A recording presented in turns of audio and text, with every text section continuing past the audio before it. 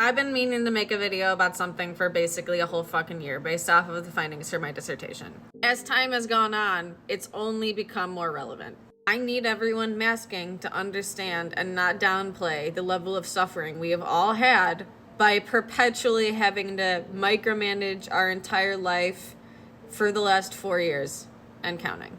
I have been masking and wearing a KN95 or more regularly if I'm ever in public an N95 every single time I ever leave, ever. Even just walking outside into an apartment, shared hallway, etc. I basically don't go anywhere. I've let go of of necessity and protection and really like pursuing a PhD dreams, which is irrelevant, to secure my and others' safety. But as someone that wrote a dissertation about sociosexual ecologies in the algorithmic age, sociosexual ecologies, we cannot downplay the level of loneliness epidemic that was already in place before COVID hit. We need to not develop a callousness to the level of suffering and damage that we are experiencing because of a society unwilling to take on the higher structural level, but also everywhere because of that and their need to do things to be sustaining themselves financially, but also relationally.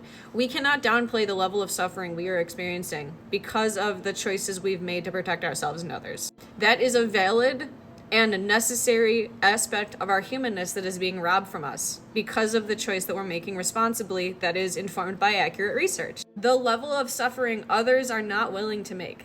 Let me make that clear. But the reason why they're not willing to make it is because it genuinely is a level of suffering. We cannot negate that.